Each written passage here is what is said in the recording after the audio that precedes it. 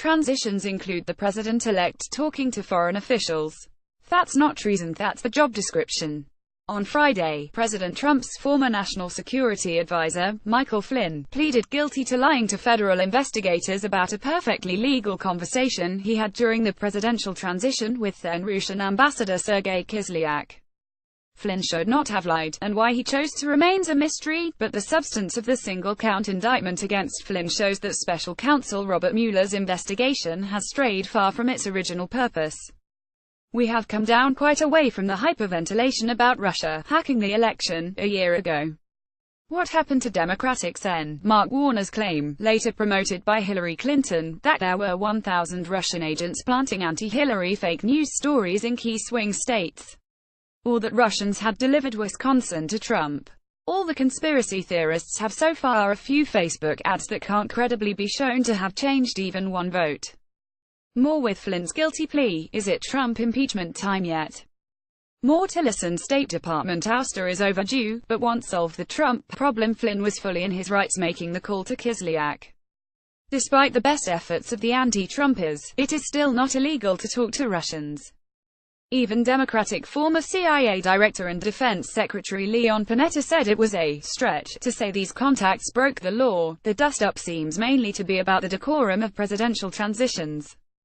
Days after the 2016 election, the Trump team cautioned the Obama administration against pursuing new and damaging foreign policy initiatives that did not align with Trump's priorities. I don't think it's in keeping with the spirit of the transition, one of President-elect Trump's national security advisors told Politico.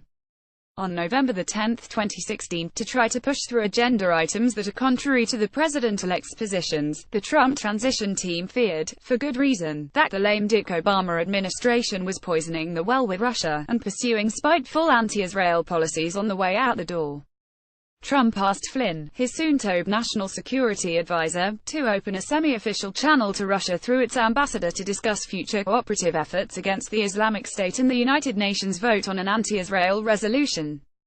As lawyer Alan Dershowitz argued, not only was that request not criminal, it was the right thing to do. The phone call to Kislyak, and any other such contacts with foreign officials, should be viewed in that context.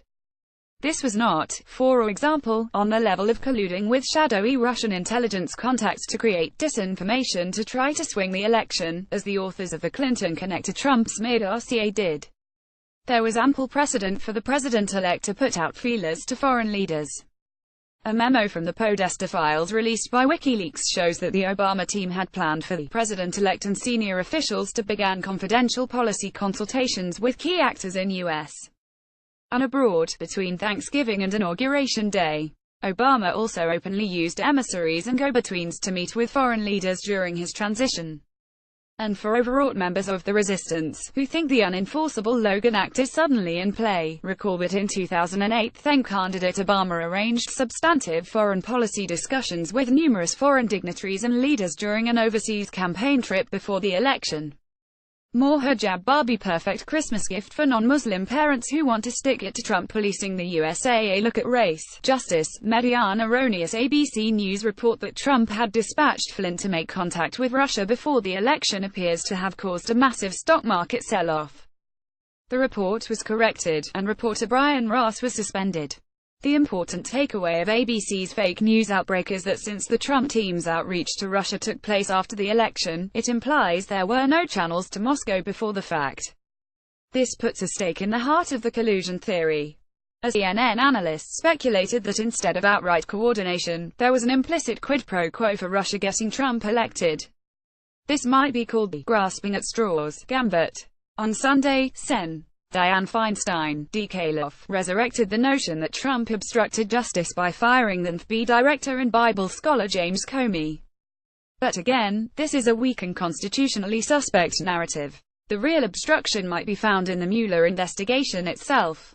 The legitimacy of the FBI witch hunt against Trump was further damaged by reports that leading FBI investigator Peter Strzok, who had spearheaded the investigation into Hillary Clinton's sketchy homebrew email server, was demoted because of anti-Trump texts he exchanged with co-worker Lisa Page, with whom he was having an extramarital affair. This is hardly an unbiased investigation. If the type of process crime that Flynn was nailed for is all the Mueller team can come up with, it is time to move on. James S. Robbins, a member of USA Today's board of contributors and author of This Time We Win Revisiting the Tet Offensive, has taught at the National Defense University and the Marine Corps University and served as a special assistant to the Secretary of Defense in the George W. Bush administration. Follow him on Twitter at James Robbins. Reader, share this story https://usat.ly2nrcpsc